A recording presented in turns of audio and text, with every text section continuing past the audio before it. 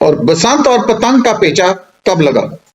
नाज़रीन, बसंत असल में संस्कृत जुबान का लफ्ज है वसंत।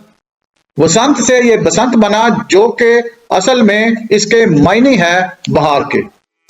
हिंदुओं की जो देवी है सरस्वती, ये बेसिकली म्यूजिक की और बहार की देवी है। ग्रीक की तहजीब के अंदर अगर हम देखते हैं कि जनवरी और फरवरी वहां पर फेस्टिवल के दिन थे। फरवरी वैसे भी फेबरा से है, जिसका मतलब ही बहार का फेस्टिवल है।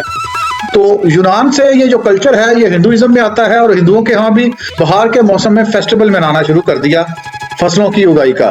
हिंदुओं के यहाँ जो उनकी देवी है सरस्वती, तो ये लोग उसकी पूजा करते मग के पहले 5 दिन। देसी माह है मग, उसके पहले 5 दिन जो पूजा करते उसे बसंत पंचमी कहा जाता।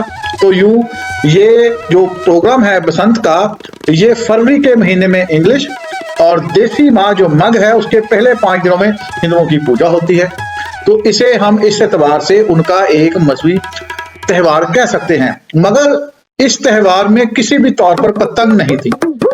चाइना का कल्चर हिंदुस्तान के अंदर मुस्लिम हुक्मरान लेकर आए, तो वहां के उस वक्त के हुक्मरान पतंग उड़ाया करते थे, और ये पतंग वो फरवरी के ही महीने में उड़ाते बहार की आमद के ऊपर, क्योंकि मौसम खुशगवार होता है, धूप ज्यादा नहीं होती, सर्दी ज्यादा नहीं होती, हवा भी एक खास मुतवातर तरीके से चलती है। तो वो फरवरी के महीने में पतंग उड़ाया करते, और ये पतंग कटकर जब महल के बाहर जाती तो गरीब बच्चों की ईद हो जाती।